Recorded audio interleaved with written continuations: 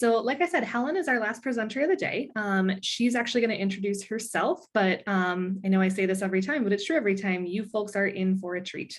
So at this point, I'm going to hand it over to Helen, and Helen is going to close out our summit. Thanks, Helen. Thanks, Caroline. Thanks, Anu. Thank you, everyone, for being here. I know it's been to the end of probably a little bit of a long haul, and it's Friday, so I know that people are maybe a little tired.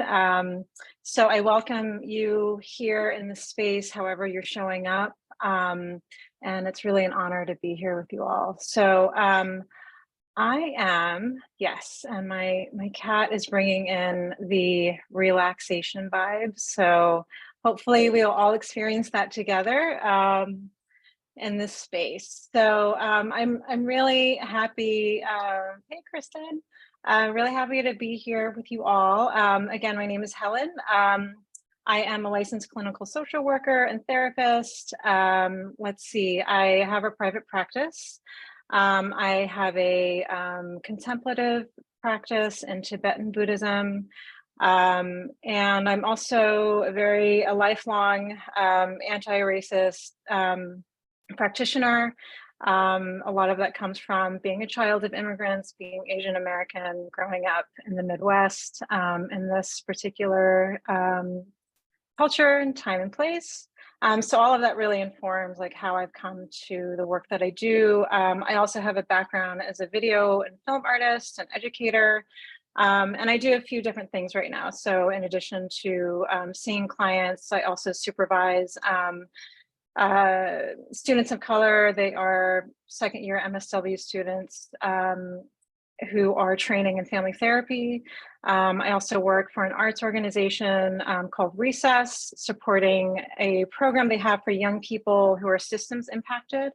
And it's an alternatives to incarceration program for them. So I just started on board as their artist social worker. So I've doing a few different things, and it's always a pleasure just to join in community spaces like this, and that Anu and Caroline have so beautifully cultivated the space for us to share and be together. So I know that you all have taken in a lot of content, and I think in the last session that may have been the case, and I know that it's also you know, it's also very intense content where we're talking about racism and the impacts of racism, and how we can be in a world, you know, blocking the harm of that and creating something new. So it's a lifelong practice, right? It can be very exhausting. So I am here today to talk about particularly healing and therapy and what it means to decolonize. And that can mean a lot of things. I'm going to share with you how I approach these ideas that are based in my own practice as a Buddhist, integrating mindfulness, but also other practices in the Tibetan traditions. We have visualization practices and a lot of tantric practices that are very energy-based, somatic-based. And I'll also bring in some wisdom that I have learned in my experience sitting in community with 𝐕𝐢𝐝𝐻𝐿. I'm sure many of you know Resmaa and his work, and his beautiful book, My Grandmother's Hands. I did a year-long training with Resmaa and his team in somatic abolitionism. So I'll share with you some things I've learned from that has been deeply, deeply healing for myself in ways that traditional therapy just cannot get at. And I'll also share a little bit of pieces of some training and that I'm currently doing in Indigenous focusing oriented therapy. So with all of that, I actually want to bring all of these things to you mostly through practice, not really through talking. However, I am going to share some slides. And by the way, if you do have questions, feel free to raise your hand, unmute, interrupt me, it's totally fine. Put questions in the chat, we'll be watching that. So I invite you all to be as active as you want or not, but feel free to just, yeah, be present in the ways that you want. So let me bring up my slides. All right. Can you all see these slides? Yep, they look beautiful. Great. Awesome. Okay. So here we are, decolonizing therapy and mental health, a movement toward individual and collective healing. So this is just an overview of what we'll do in this hour. It will go by very fast. So I will really try to focus mostly in balancing our practice time and hopefully our conversation time. So if you can, and if you're near your keyboard and you can sort of rename yourself with your name, pronouns, and where you're zooming in from, that would be wonderful. I'm actually right now on Lenape territory, which is colonially known as New York City. And my pronouns are she, her. And we'll have an opening practice. We will then move into just a quick overview of frameworks that I'm bringing in to understand how to decolonize therapy and Vimbasi practice. Vimbasi is actually taken from somatic abolitionism. I'll just sort of give you an overview of what that means. And then we'll do an experiential exercise. IFOT means Indigenous Focusing Oriented Therapy, so we'll have a little bit of that experience. Hopefully we'll have time for a Q&A, and hopefully we'll have time for the 7 homecomings practice, which is a practice that I learned from one of my teachers, Lama Radowans. All right, so without further ado, I am going to invite you all to just find a comfortable posture for your body, whatever you need now. So if you need to be laying down, that's fine. If you are sitting up in a chair, just allowing your body to be supported by your seat.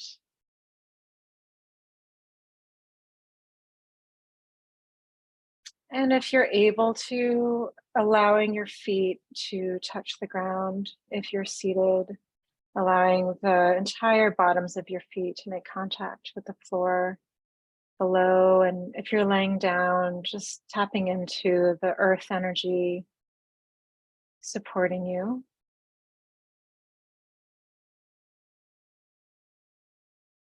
And just inviting you all as we begin our opening practice to take a few nice deep cleansing breaths, filling your body, your lungs, and your stomach through the nose with cleansing air, and letting it out with a really nice, long, gentle sigh through the mouth.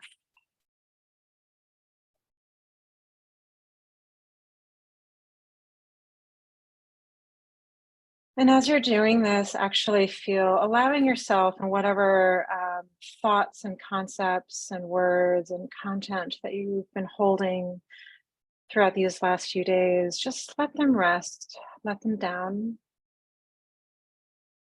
And know that you'll be able to have time to return to it all and metabolize all of the wisdom that's been shared here. So just checking in with your body, your heart, your mind.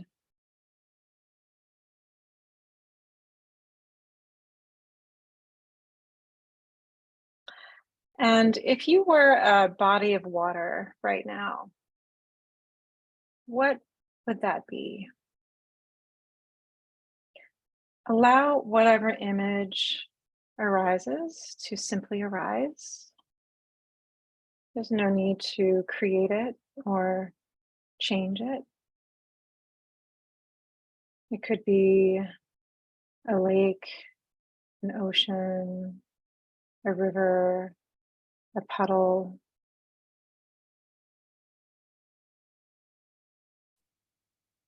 a reservoir.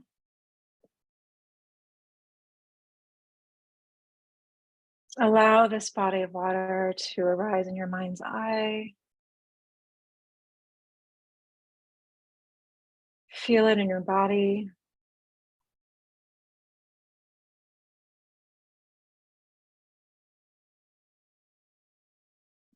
And be curious about this body of water.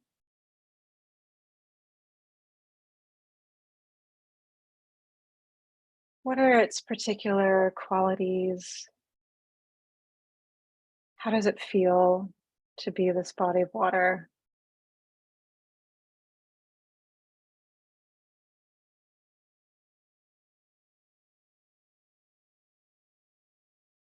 Where is this water?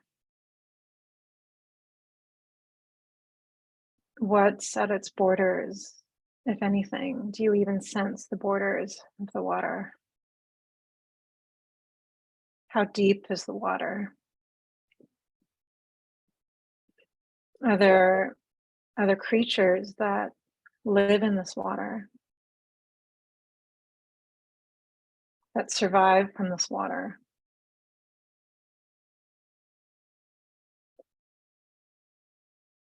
What's the climate around the water? What does it feel like in the atmosphere?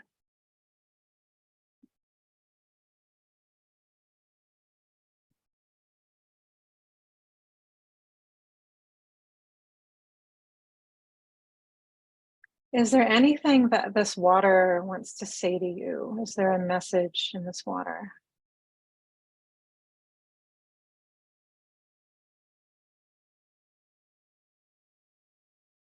Why has it shown up for you today?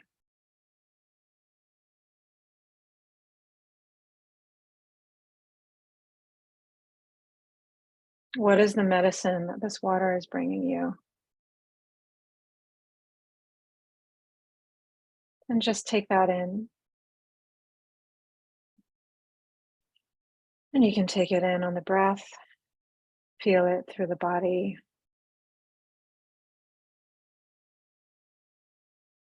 And slowly just bring your awareness back to your space and thank this body of water for showing up for you today.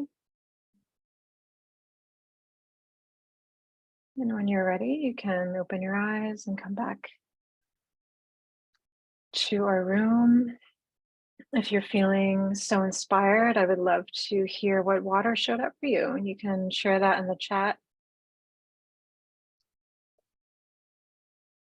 And so just also we'll acknowledge this space as a collective community space. And so whatever we bring in, whether it's through your voice, whether it's through the chat, you're offering that to the group.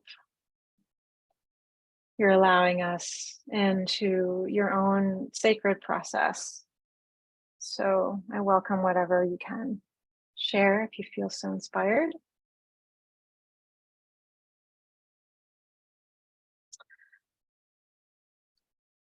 Okay.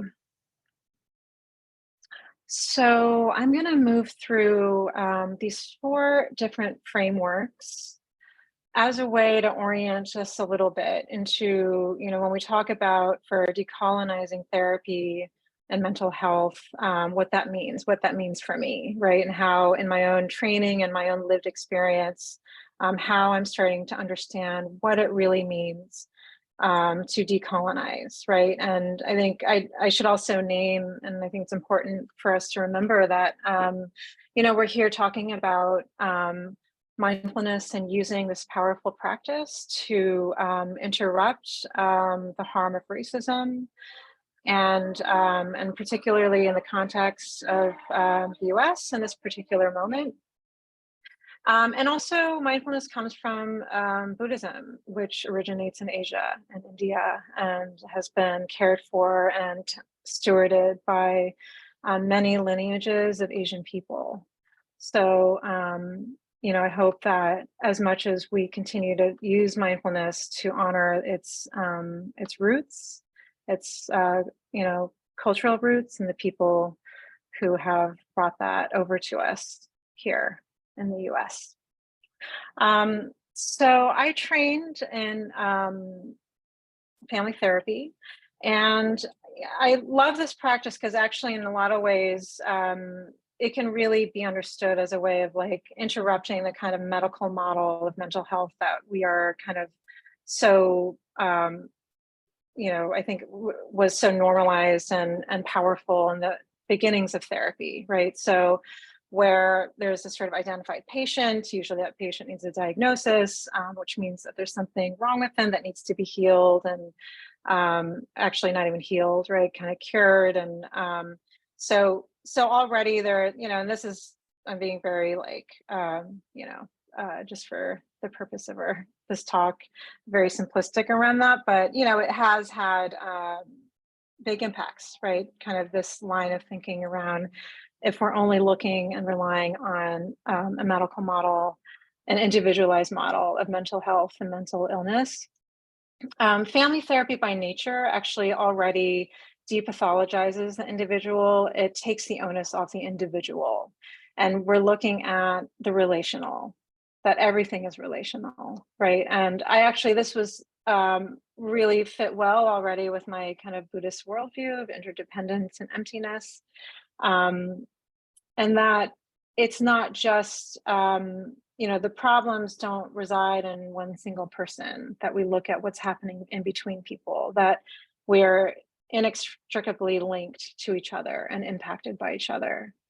Also, we understand that context really matters. We don't, if I'm seeing a couple or a family, I want to know a lot about their lived experiences across the many contexts of their lives, right? One of them including social location, identity, but also, like where do they live and their own family of origin and intergenerational themes and all of these things, right? Really complex. We're very complex lives and people, and there's a lot that informs what's showing up. So we're looking at identity and social location, how people are impacted by systems, and also we're understanding the self of the therapist. So that means that I know that I have my own subjectivity in the room. I'm not going to pretend that doesn't exist. I'm going to be transparent about that, relational. I understand that I'm also impacted by what I hear and what I'm, what I have the privilege to be privy to in clients' lives and what they bring to me. Being trauma informed. So I'm sure that a lot of us here in our various fields have heard this term and work closely with this understanding of being trauma informed. That and trauma, I'm really looking at trauma that is rooted in systemic, relational, transhistorical causes. Racism, we're talking about racism, to me, it's trauma, right? You can't really talk about racism and its impacts without understanding trauma. It's just simply the byproduct, right, of systemic oppression. So as someone who, myself and my family, when I look at, what we've experienced in the US, I have to understand sort of how these things how the impact of trauma through racism, through intergenerational legacies, how that's showing up for me today. And understanding that, where there are systems of oppression, there's most certainly trauma. This is a quote that I really love from Resmaa, where he says, trauma decontextualized in a person over time can look like personality. Trauma decontextualized in a family over time can look like family traits. Trauma decontextualized in a people over time can look like culture. And this just sums it up so beautifully to me, especially when we're looking at carceral systems, when we're looking at how mental health is criminalized, when we're looking at systemic racism and transphobia, homophobia, all of these things, right? That when we're not understanding the root causes and how trauma has conditioned what's showing up and what we see, when it becomes, when we're only looking at behaviors that can be pathologized, it gets embedded, right? There's a narrative that's very dangerous, where it can be taken as personality or family traits or even a culture, right? So this is a quote that I always I go back to a lot.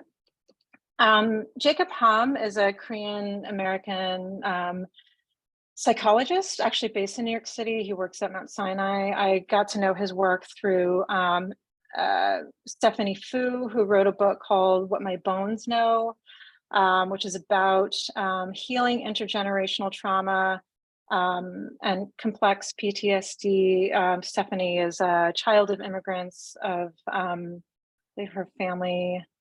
I am forgetting now, but anyhow, she worked with Dr. Hom.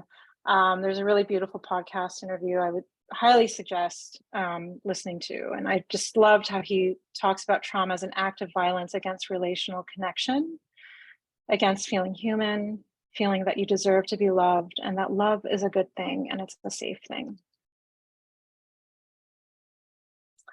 So another framework that's really important to me has been somatic abolitionism. I will say that I've done a lot of anti-racist work and my own healing over the years.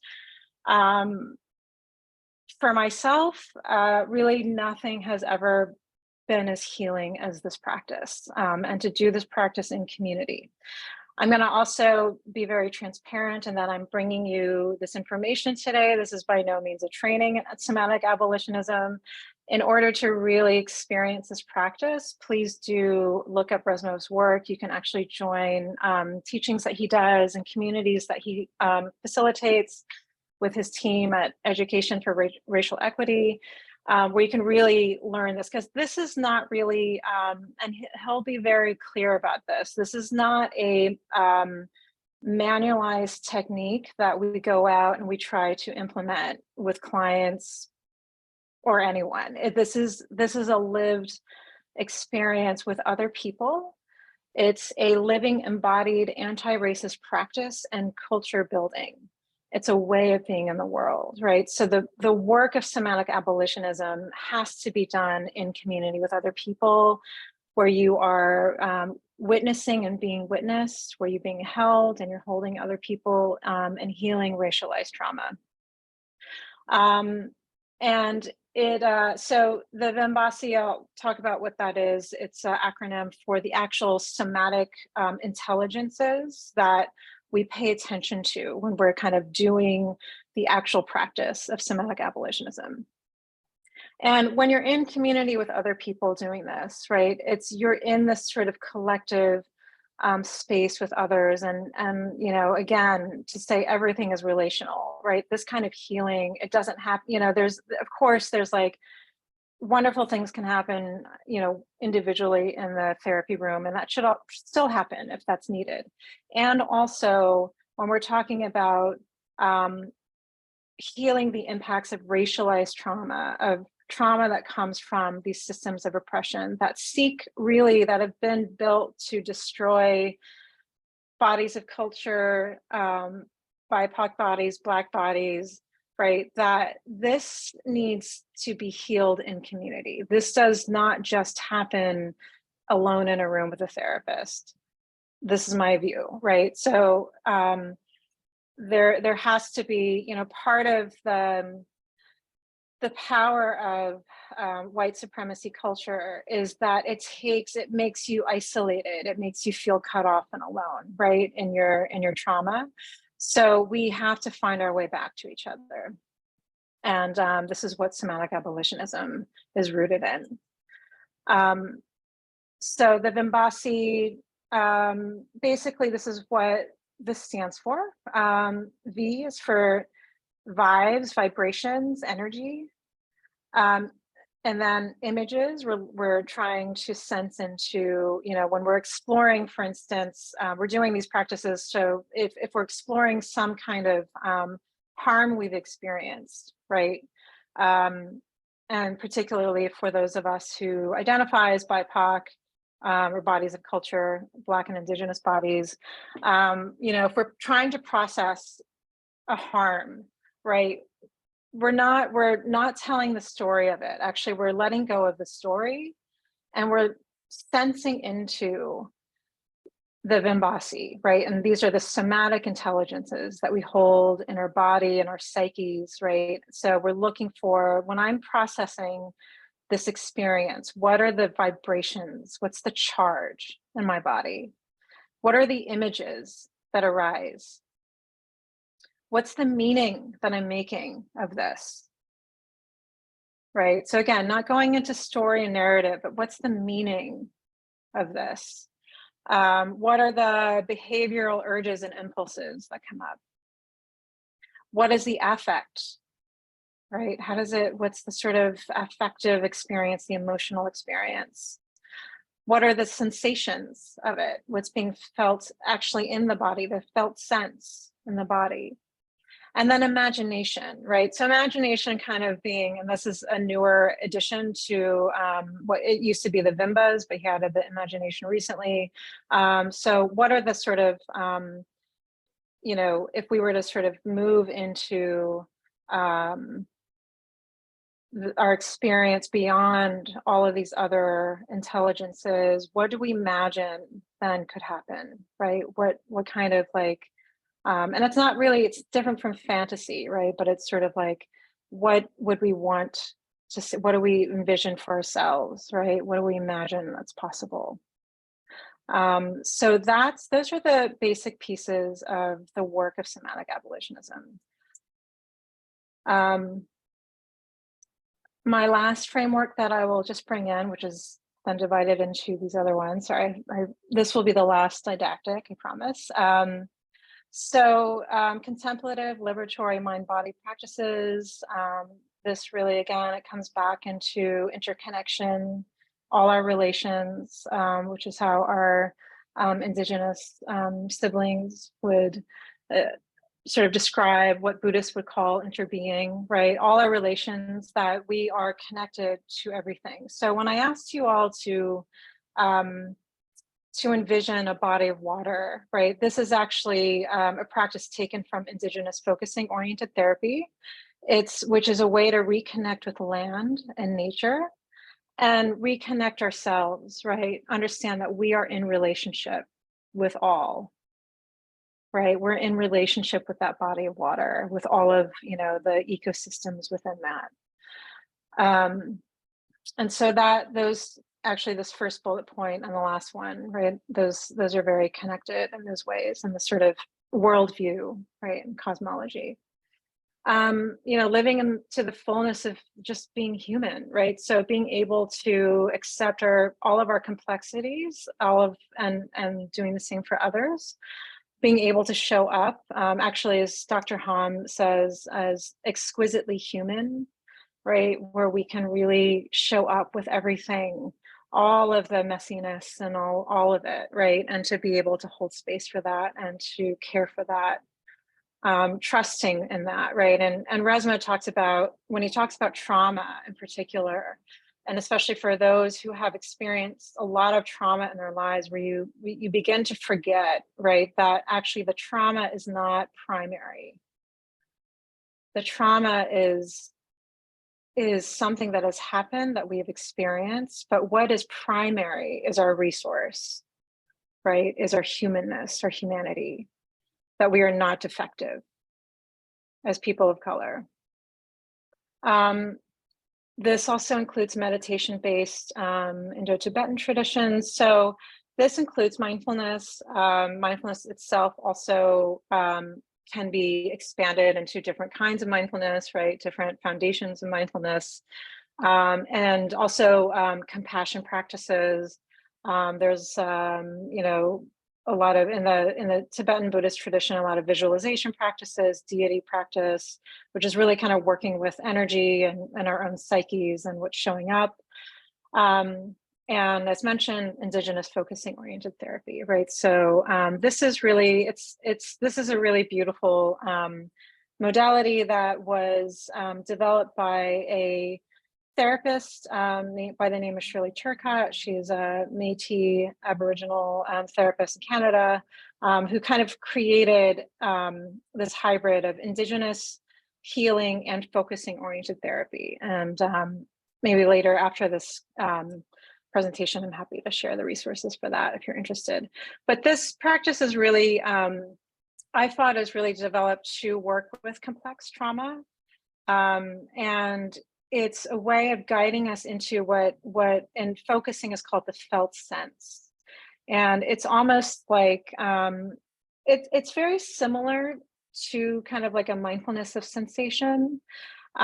It's like pre-verbal, right? It's something that feels very like we have to be very quiet in order to sense into what's happening there, right? We're going sort of trying to follow, like, what if I'm moving into my my experience in this moment, and I'm quiet down so I can go into the felt sense of something, allowing that to be the wisdom and resource to come forward, right? And so I thought really works with that felt sense, and then also bringing it into connecting it to the all our relations worldview, connecting it to ancestors and the intergenerational experience, and as well as the land.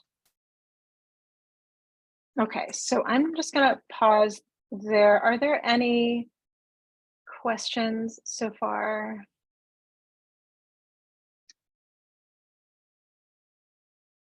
And thank you everyone who shared your water here in the chat.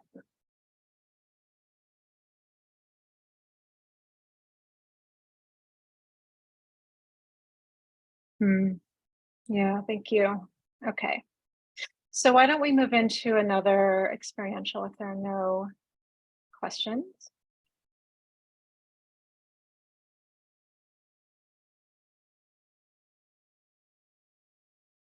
Oh, so the woman's name, I will put it in the chat here, Shirley Turcotte.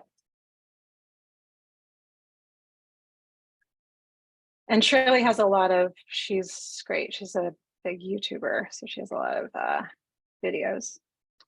Okay, so why don't we move into an experiential here. Again, I'm going to welcome you all just to find, and if you're already in your posture of support, that's great, but you can be laying down for this, that's fine. You can be sitting, anything that feels good for your body and supportive. And what we'll do here is I will actually guide us through this experience, and I'm going to do something a little bit new and integrative, and I'm going to be guiding us through tracking the Vimbasi as somatic abolitionism outlines, and then moving into an experience of the felt sense. And specifically, I have here grief because I just feel like it's so pervasive in these days and in our experience.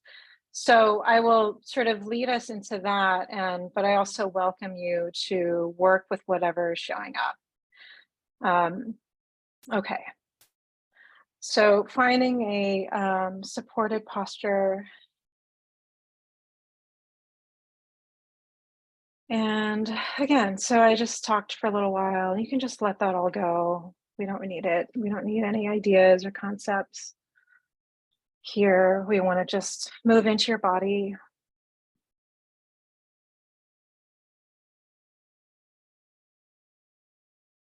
And I'll invite you to call in something that you've been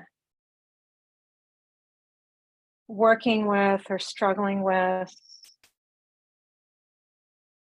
related to any of the themes that came up over this summit and the conversations.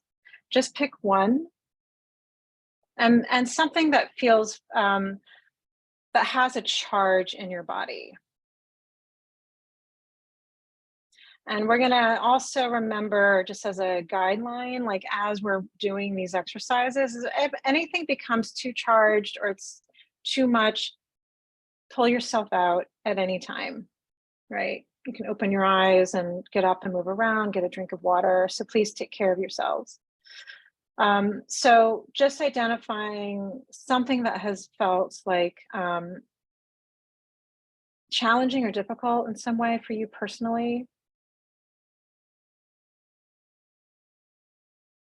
And something that's really felt right in the body, that has a charge in the body. So take a breath.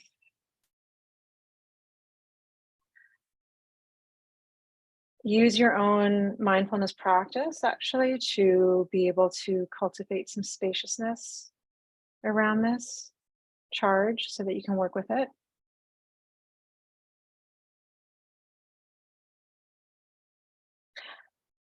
And as you begin to allow yourself to welcome this particular struggle in,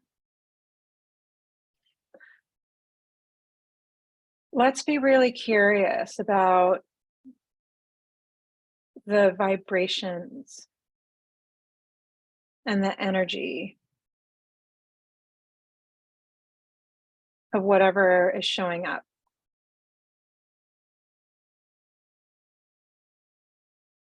What's the quality of the vibration and the energy?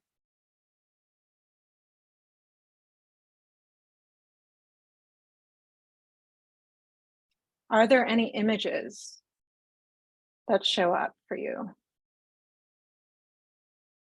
And again, so we're just noticing, right? We don't have to, there's no judgment around this. We're just noticing the energy that's arising. We're noticing the images that are arising. Using our own mindfulness practice to just touch into that and come back to the breath.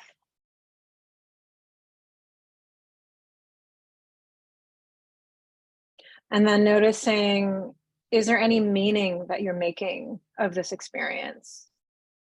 Or is there meaning that you make of the images and the energy that show up?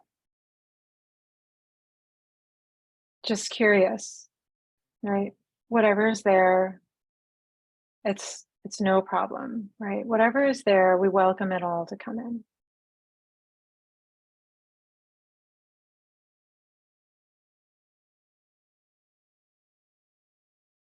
Are there any behavioral urges that you have?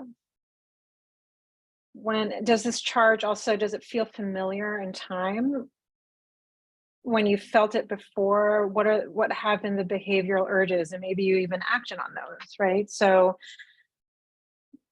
what do you sense yourself wanting to do in response or in reaction?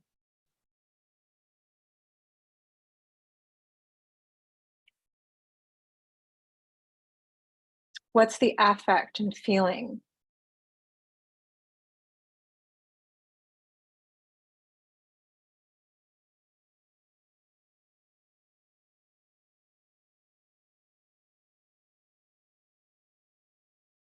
What are the sensations that you feel in your body?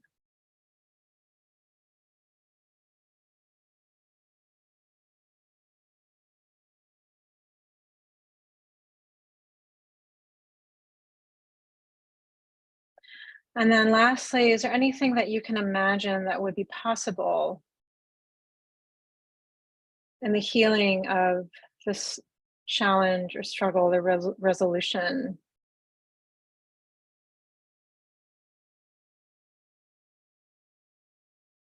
Is there something, or maybe even not, maybe just notice, like, is there something in the imagination in terms of outcomes or potential outcomes if you were to live with this experience, if there wasn't resolution?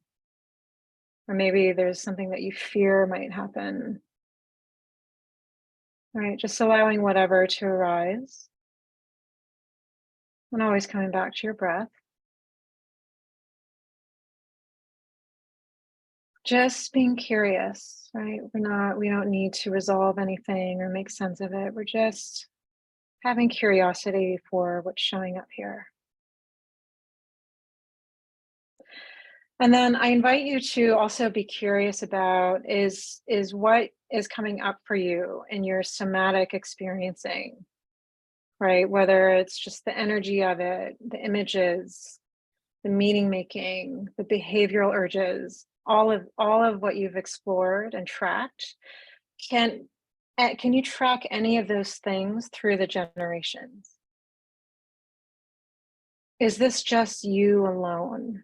Is there anyone else in your family, and your parents and your grandparents and ancestors who maybe you don't even know?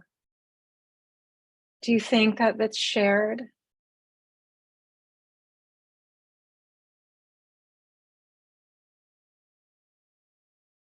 And then do you believe that also it could be shared with others here in this space? or on whatever land where you reside? Is this collective?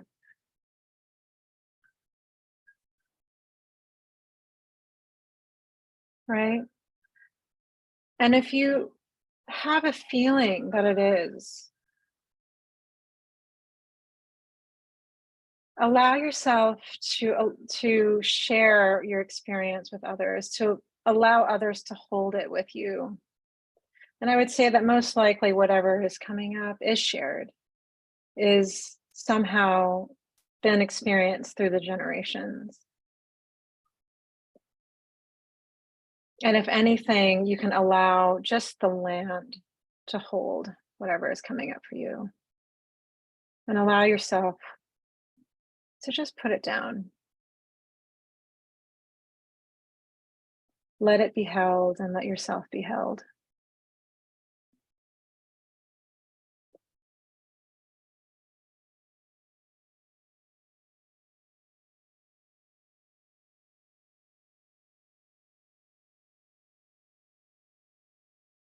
And hopefully, as you kind of allow yourself to be held by the collective or by the generations, by the land,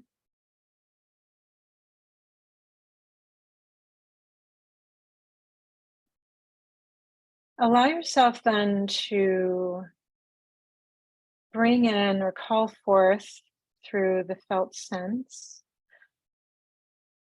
something from nature that can be your medicine. Maybe it's the body of water that you called forth in the beginning, or maybe it's something else, right? But allow an image to arise of nature. Whatever comes up first for you, allow it forward.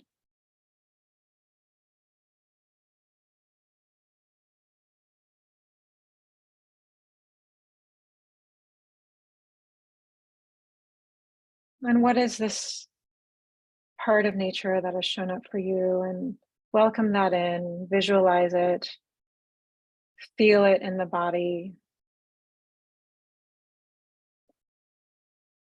What is the medicine that this image brings?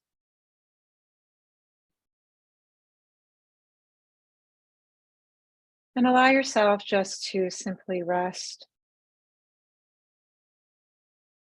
Allow even the cells in your body to be absorbed and nourished by the medicine that's shown up for you.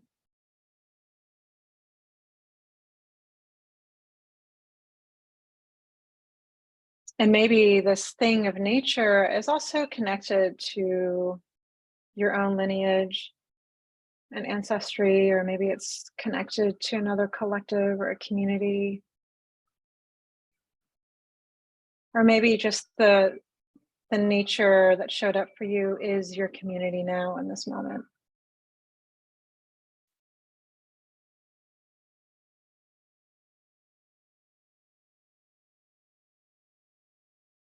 And then slowly I'll invite you to thank this nature for showing up for you, and you can allow it to return back. You can thank any ancestors that showed up for you today, any other pieces of medicine, any pieces of grief or anger or difficulty that showed up for you. You can also thank that for coming in and helping you.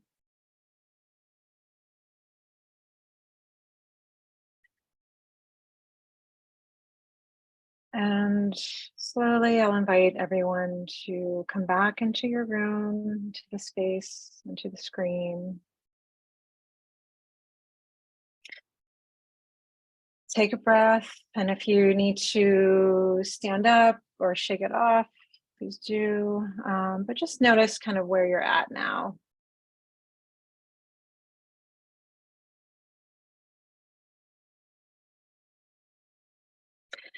And I would love if anyone feels comfortable, if you can if you can come on camera, that would be lovely. I'd love to see your faces. Or I would just love to hear how that was and how you all are doing. Any questions about what we just did?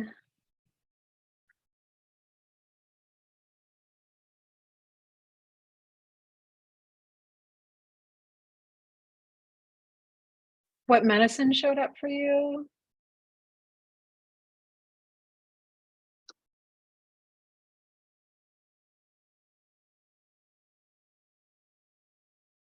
Tender. Thank you, Antoinette. Sunlight. Siblings. Ah, beautiful. Sunlight, another sunlight. That's so nice. Arizona, yes, you're really connecting to your land there. I love the sunlight too, because it makes me, there's in Buddhist teachings, they talk about, the teachings, kind of the wisdom being like sunlight, and that it touches everyone, right? That it's available to anyone, the teachings of the Buddha. My Korean grandmother, oh, lovely. Wonderful.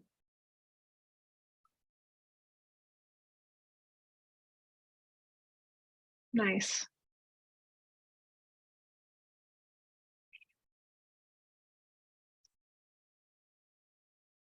Well, I can ask a question. Mm-hmm. I certainly want to give other folks some space, but that was just so powerful, Helen, for me. And I'm curious to hear from you on how each of us can incorporate some of these practices without having to study and go through long trainings as you have done. But all of the modalities that you've shared with us are quite transformative. So would love your thoughts on that.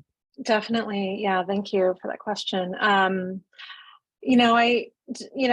gone through these trainings the indigenous focusing oriented therapy is actually like a clinical training as a therapist, right? So, but you don't have to actually be a licensed therapist to take that. And then with somatic abolitionism, it's tricky because the thing about that is that, and I think all of this is, it's so experiential, and it's very much based in community and being in community with others. So even if you don't, you can't commit to like a year-long training, which by no means you would have to, but to seek out communities of people who are doing these practices.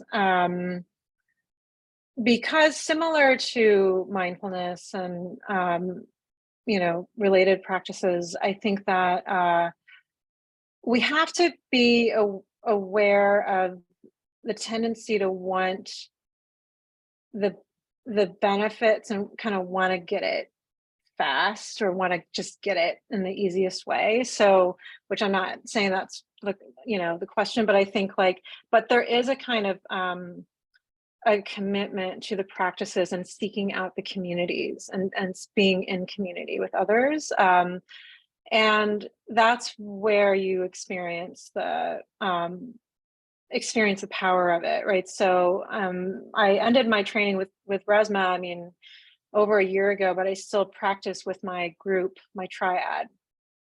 Every month we get together and just do the Vimbasi and process. And I have to, on a personal note, it's just through the lockdown and the pandemic, and the rise of anti-Asian violence and the fear of walking out my door, I needed that. It was really life-saving to be in community with other Asian bodies and doing these practices. So so I think it's, there are ways. If you go to the Education for Racial Equity website, they actually have short, 3-day intros to somatic abolitionism with 𝐕𝐢𝐝𝐸 and his team. They have affinity groups basically for white bodied people as well as for bodies of culture, Black bodies. So I encourage anyone, if you're interested in learning more or really experiencing it, that's always a good way.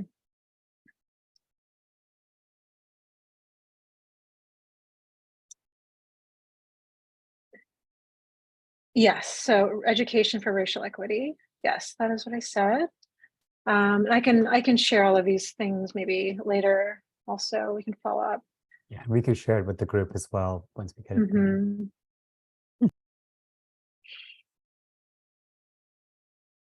Right. So, Sherry, surprised by the vibrations I felt, in this case, a pounding in my ears. But as we went through the practice, it lessened, and I felt a sense of connection to my positive friends who helped me through times. Yeah.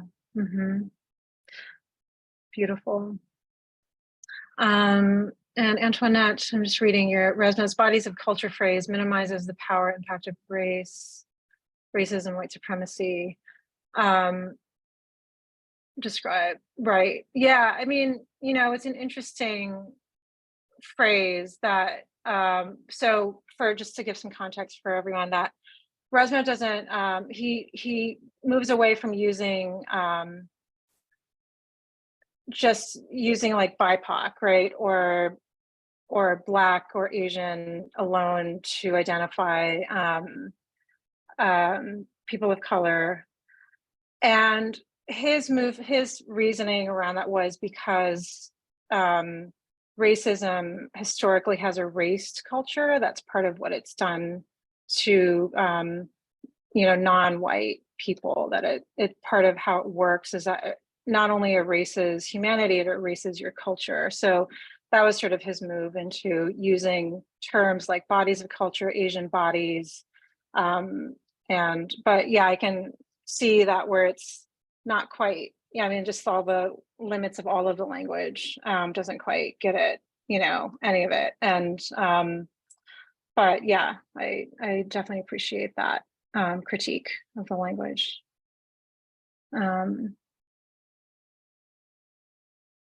Great, thank you, Diane. Yeah, so I know we just have about 6 minutes left. So just to kind of describe, like, what we did there was we walked through the Vimbasi, just really trying to give you all a little bit of the experience, what that's like, because often also when we're talking about racialized trauma, if we're having an experience of it's so, I mean, the story is important. We need to be able to tell it, right? And it needs to be heard and held. But and this is what happens with trauma. We get so caught up in the story of it that if we're not dropping down, because it's the trauma is happening in the body, and the body keeps a score is like very popular. So that's great that people are seeing that and knowing that. But like, we have to be able to drop below the narrative and drop below language, because if we're just telling the story, we spin our wheels in it, right? There's no movement in it. We have to go down. So the practices and somatic abolitionism in particular is really just, we can give the story for some context, but we drop it, right? We don't stay there. We go then into the body, and the framework that Resma gives is really to give us like those points to pay attention to of what's happening in the body. I mean, I would say that even indigenous focusing oriented therapy, and even like mindfulness and Buddhist psychology in a lot of ways also have been getting at all of those things with different language. So you could find all the parallels depending on, if you have a somatic practice, or if you're well versed into Buddhist psychology, or even just like some of the teachings of the Dharma, where it moves us into all of our experience, our mind-body experience. So it's just different frameworks, right? So, and it's really like what feels the most resonant for you. So hopefully this was just a way to kind of introduce some other pieces. Okay, let me see what else I have here. Okay.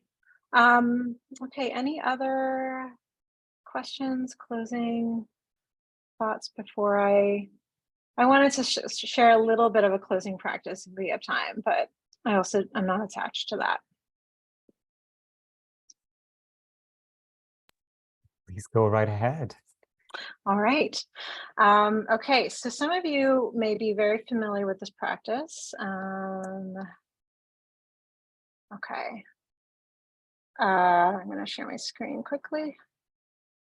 So I really love this practice. Also, it's something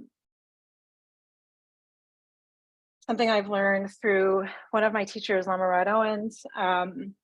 This practice he actually created, and he sort of created from building off of the refuge practice in Buddhism. So the 3 homecomings also as another word for refuge. So taking the 3 refuges of Buddha, Dharma, Sangha, right? Teacher, teachings, and community, and then developing a few more. Yeah, and I just really love it. So I'm going to give a very condensed version of this as we close out. Inviting you all just to return back to your posture of practice and support and whatever you need.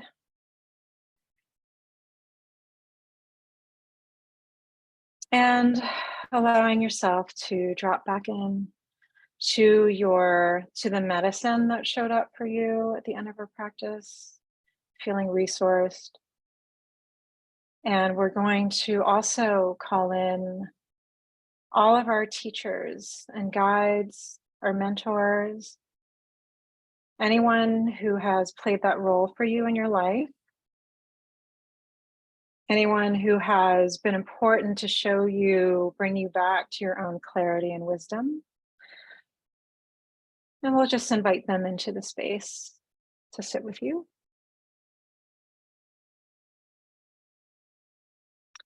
And then also let's call in the teachings. So teachings that have brought us back to our wisdom, our clarity, and our compassion and love.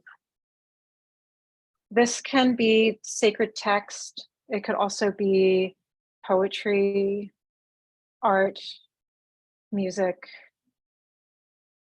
any kind of media or expression that brings us back to our wisdom and compassion. And then calling in our community, being here in community together, and community being defined as a place where you feel loved and also where you're called to love. Maybe even sometimes when it's challenging to love and you are invited to still love through those challenges. So call in all of your community around you.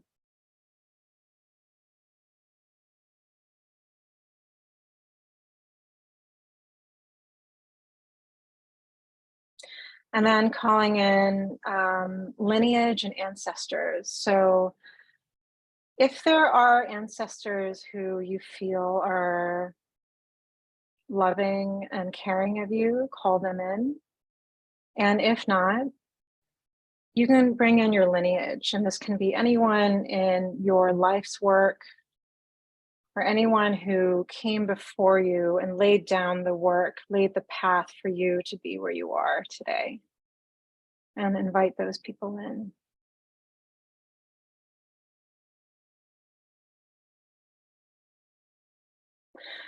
And then also calling in the earth.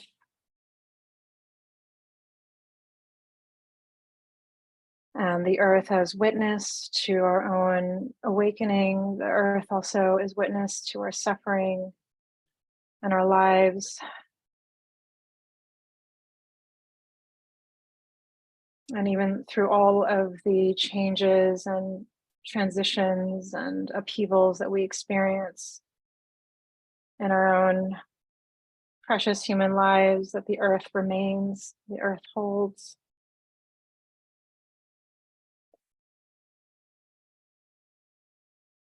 And then calling in just silence, coming home to silence.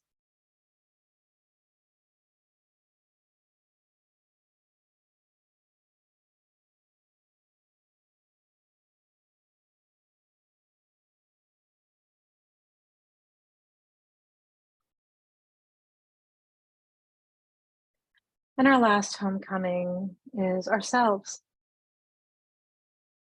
Just simply coming home to yourself and where you are now in this moment.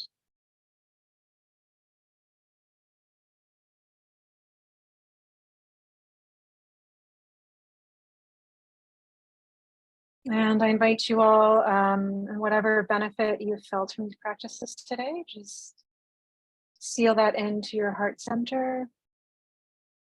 And you can, if you like, make a dedication to cultivate the seed of these benefits that you've experienced, and that you will cultivate those, water those as you move forward from the summit and back into your lives and the work that you do.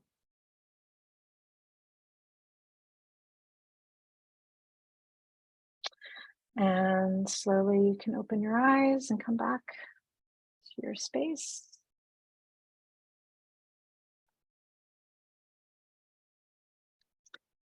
Thank you so much.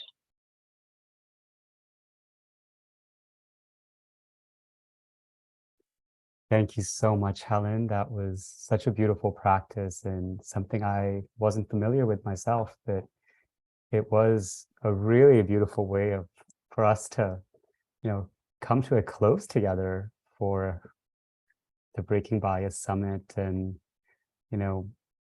I just have a few closing thoughts and an activity for everyone as we transition and finish, but, coming out of the 7 homecomings, and as let's just stay with the last of those homecomings, returning to yourself. And you may want to even place a hand on your heart if that feels okay or comfortable. And, for me today, we started the day with the inquiry, asking ourselves, where does it hurt? And where is it that we each want our heart to grow?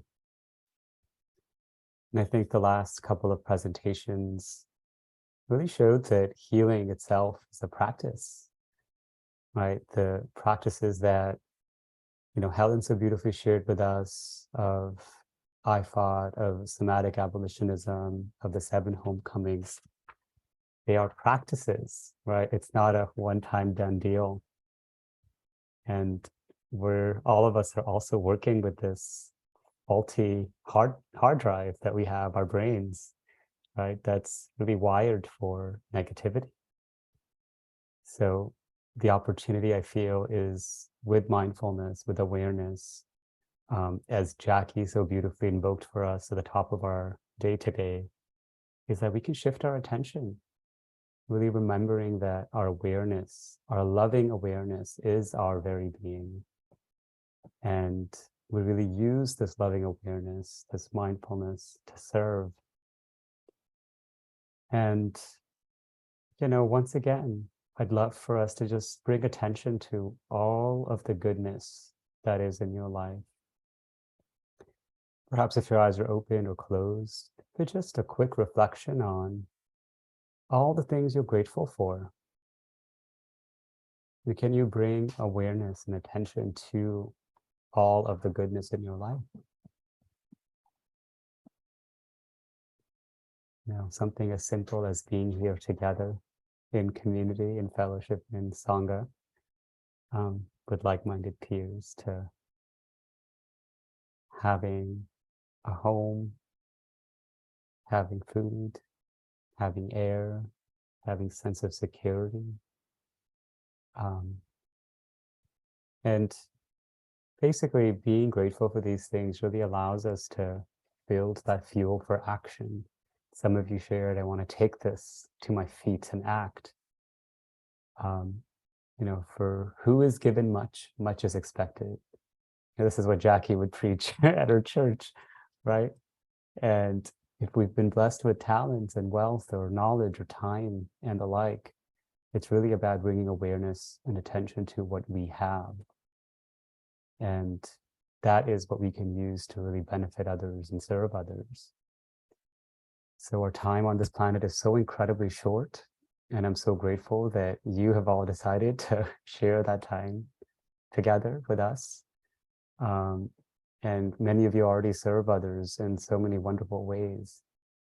But as we come out of this experience, I would love for you to just, as a parting thought, what are some new ways that you can serve using that fuel of gratitude? Using that fuel of gratitude. And we'd like you to actually share that. Caroline will share the Padlet once again. And just as our closing exercise, would love for you to just write down some of those intentions. I am grateful for. What are you grateful for? And again, there's no right or wrong answer there. It is yours. It is part of our loving awareness. And that is where we're growing our awareness to break bias, to dismantle systemic racism. And also, I aspire to serve by. What is that fuel of gratitude that you're taking away from our time together? So please take a few moments to just fill that out for us. Hopefully we'll be able to make a beautiful collage to share with you all as a follow-up. And as you do that, you can remove your hand from your heart. And I just want to, once again, first of all, thank our sponsors, our platinum sponsors, the Middle Project, Focus for Health Foundation, Headspace Health, and West Fuller, as well as our community sponsors for helping us make this event, bring it to reality. I also want to thank Caroline, because she has really been the backbone of all of this, front and center. We dreamed up this event in January of this year. So this is 11 months of incredibly, incredibly busy and hard work. So please, I hope you're able to share that gratitude with Caroline as well. And for all of you, for those of you that are watching this via recording and those of you that are here physically with us, it's just been such a pleasure. We are so thrilled that you've been with us, and hopefully, not hopefully, this is going to be the first of many to come.